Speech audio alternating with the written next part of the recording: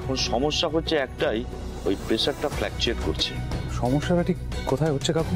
উনি কিছুদিন ধরে কিছু একটা ভয়েতে আছেন। যেমন ধরুন, উনি ঘুমিয়ে পড়েছেন, তাই আমি আলোটা ডিম করে দিয়েছি। হঠাৎ উনি ধর্মর করে উঠে বসতে চাইছেন, হাঁপিয়ে যাচ্ছেন, আর খালি বলেন বাড়ি যাব না, বাড়ি যাব না। এই ভয়টা কিন্তু বেশিক্ষণ থাকে না, আবার সঙ্গে সঙ্গে ঠিক হয়ে যায়। তাই আমি চিন্তা করছি ওনাকে কি এখন রিলিজ করবো না করবো না। বাড়ি যাব না কেন বলছে কাকু? সেটাই তো বুঝতে পারছি না।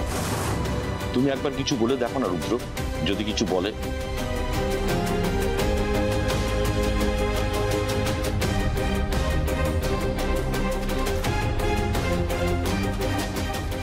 বড়মা, বড়মা,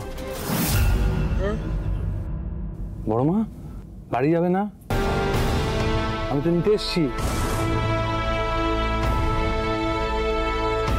বড়মা, যাবো তো, তোমাকে ডিসচার্জ করবে, বাড়ি যাবে না? চলো।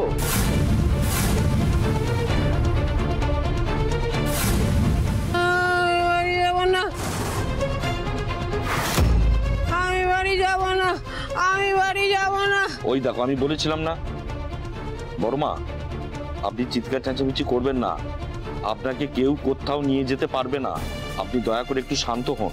বড় মা, আমরা তো সবাই আপনাকে নিয়ে যাব বাড়িতে, আপনি ঠিক হয়ে যাবেন। কেন যেতে চাইছেন না বাড়ি? আমি বাড়ি যাবো না, আমি বাড়ি যাবো না, আমি বাড়ি যাবো না, আমি বাড়ি যাবো না, আমি বাড়ি যাবো না, আমি বাড়ি যাবো না,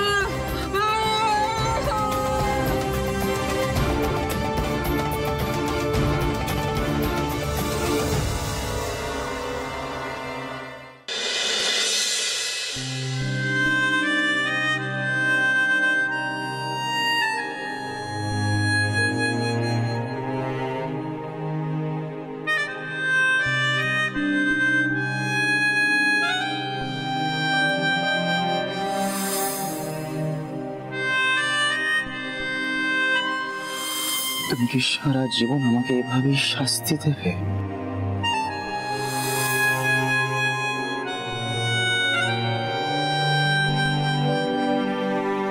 না না না, আমি অন্যায় করছি। আমি পিকুর কথা কেন ভাববো? ও তো আমাকে ঠকিয়েছে, আর সেখানে রিয়াংশ আমাকে আপন করে নিয়েছে, অথচ আমার রিয়াংশকে মানতে অসুবিধা হচ্ছে। সত্যিই তো, রিয়াংশের মতো ভালো ছেলে তো আর একটাও হয় না। আরে রোশনি, আরে পুড়ে গেল তো। আমি বুঝতে পারছি পুড়ে গেছে, আমি একটা বানিয়ে দিচ্ছি। দাঁড়াও দাঁড়াও, কোথায় গেল? আরেকটা ব্রেড কোথায় গেল? দেখতে পাচ্ছ কোথাও কোনো ব্রেড নেই? কি করছো? রোশনি একটা সামান্য ব্রেকফাস্ট বানাতে বলেছিলাম, সেটাও পারলে না। ডিসগাস্টিং।